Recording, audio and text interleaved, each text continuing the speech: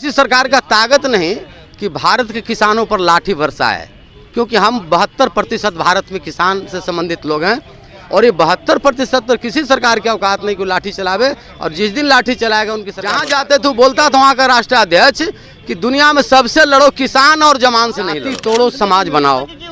जाति नहीं समाज देते हैं और रुपया देते हैं, तो रुपया का महत्व ज़्यादा दिए, वोट का महत्व भी नहीं दिए। बहिष्कार वोट की बात कर रहे हैं, लगता है 2024 में कर पाएगा, क्योंकि लगभग 18 साल से कह सकते हैं नीतीश कुमार ही बरकरार है और आप लोगों के बारे में अभी तक भी नहीं कह रहे हैं कि सोचे हैं, तो फिर भी काहे वोट देते जा रहे हैं? देखिए, वोट बहिष्कार करना बहुत उचित बात नहीं है, क्योंकि अधिकार मेरा मिला है संविधान में और यही एक अधिकार मिला है बराबरी का कि राष्ट्रपति हो या भंगी का संतान, दोनों के वोट एक समान, और इसका हम बहिष्कार नहीं करेंगे। बहिष्कार करने से हमको हानि होगी, लाभ नहीं होगी। तो सही उपचार कीजिएगा इसका। हम उपचार करेंगे, बहिष्कार नहीं।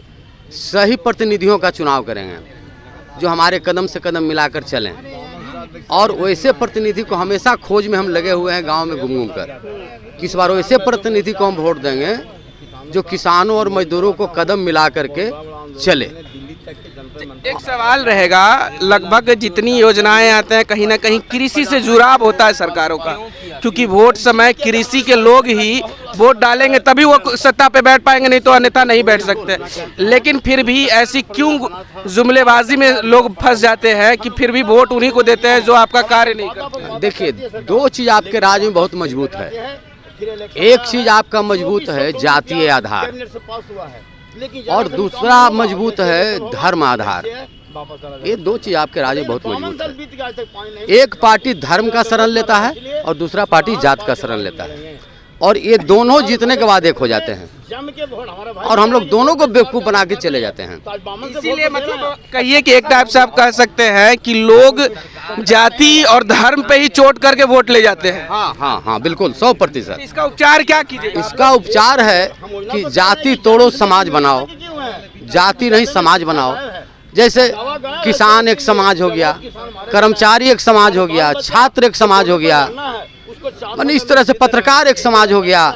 हम समाज के निर्माण कर रहे हैं, हम जाति के निर्माण तोड़ने के पक्ष में हैं, ताकि सही चुनाव हो, सही प्रतिनिधियों का चुनाव हो और उसमें जाति विहीन चुनाव हो। अच्छा, एक बात रहेगी, आपकी मुख्य मांगे क्या रहेगी अभी सरकार से कि 2024 का चुनाव देखते देखते, क्योंकि सरकार चुनाव के कुछ दिन पहले ही कुछ जो होते हैं नियम या कुछ वादे होते हैं कुछ पूरे कर जाते हैं, तो अभी तो लगभग 2024 और 25 में चुनाव है, तो लगता है कि आपकी बातों को सुनेंगे, और सुनेंगे तो क्या चीज़ सुनाना चाहिएगा? देखिए, ये सरकार सुनेगी नहीं, यहाँ तो क्लियर है, वादा कर देगी लेकिन बाद में सुनेगी नहीं। हमको यही करना है कि जो सरकार बने वो ग्रामीण क्षेत्र से जनप्रतिनिधि के रूप में उभर कर उस प्रतिनिधि बने जो हम पर, उस पर मेरा भरोसा रहे, उस पर मेरा अधिकार रहे, और उस तरह के प्रतिनिधि हम भेजना चाहते हैं केंद्र में या राज्य में, ताकि किसान मजदूर और देश के बहुसंख्यक का नेतृत्व करे, अल्पसंख्यक का नहीं। जैसे अभी जो चर्चा हुई अडानी अंबानी, ये उनके शाखा हैं। कौन? लालू जी, नीतीश जी, शाखा उनके हैं, वो पेड़ है, जड़, और ये उनकी टहनियाँ हैं। एक सवाल रहेगा, किसान जिस प्रकार से ज़रूरत है देश के लिए, वैसी कॉरपोरेट भी तो ज़रूरत है, लोगों को रोज़गार मिल जाती है और थोड़ा सा मतलब अर्थव्यवस्था सुधरती है। हम मालूम है कि कृषि को भी सुधारना जरूरी है, यहाँ सरकार का दोष है, लेकिन कॉरपोरेट का भी तो बढ़ना उचित होगा।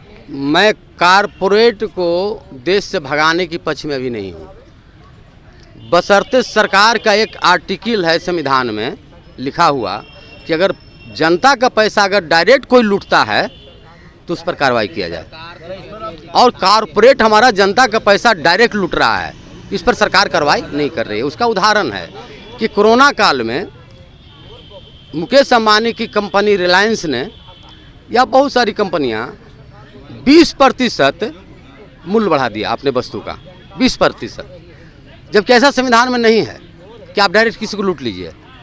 और डाटा है आपके पास? हाँ है डाटा, अभी तो नहीं लिया है लेकिन है मेरे पास डाटा, पूरा बाज़ाब्ता डाटा। किस साक्ष्य है मौजूद? हाँ, साक्ष्य मौजूद है। 20%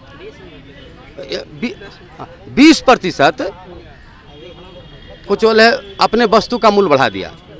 जो वस्तु हमको 100 में मिलता था वो मिलेगा 120 में, और 20% आप मायने समझते हैं कि जो अरबों खरबों में खेल रहा है उसका 20% कितना आएगा? लेकिन भारत सरकार को हम लोगों ने मांग किया कि इस पर प्रतिबंध लगाया जाए, लेकिन सरकार ने अनसुनी कर दी, इस बात को नहीं सुनी, क्योंकि उनके पक्ष में काम करते हैं। पक्ष में काम क्या करते हैं, हम वोट देते हैं और रुपया देते हैं, तो रुपया का महत्व ज़्यादा दिए, वोट का महत्व भी नहीं दिए। अच्छा, दो शब्दों में अगर सरकार तक बातें पहुंचानी हो तो क्या पहुंचाइएगा? सरकार को तो हम लोग आंदोलन के माध्यम से पहुंचाते हैं, चिट्ठी के माध्यम से पहुंचाते हैं।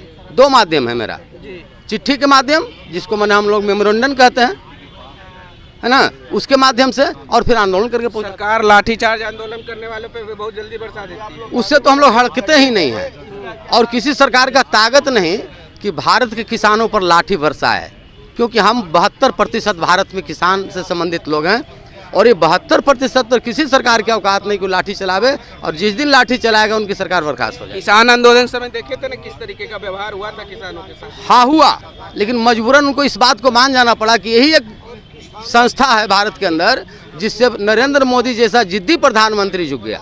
अभी ये भी तो रहेगा कि किस कीमत पे वो माने। कीमत यह था कि चुनाव आने वाला था, और चुनाव के लोभ में वो माने, और मानने के कारण क्या था कि पूरे दुनिया में इनकी किरकिरी हुई। जहाँ जाते थे बोलता था वहाँ का राष्ट्राध्यक्ष कि दुनिया में सबसे लड़ो किसान और जवान से नहीं लड़ो। देखिए, कहावत है कि किसान और जवान से नहीं लड़ना चाहिए, लेकिन यहाँ पे सरकार की बात की जाए तो दोनों पे चोट की है। किसानों पे भी चोट देखने को मिला है और जवानों पे भी चोट मिला है देखने को। लेकिन बहरहाल देखना होगा आने वाले दिनों में इस चोट का उपचार किस तरीके से सरकार और किस तरीके से किसान और जवान करते हैं, वो तो आने वाले दिनों में ही पता चलेगा। फिलहाल इस खबर में इतना ही। इस वीडियो की प्रतिक्रिया कमेंट में जरूर दीजिएगा, और इसी तमाम खबरों से जुड़े रहने के लिए हमारे चैनल को लाइक शेयर सब्सक्राइब जरूर कीजिएगा। धन्यवाद।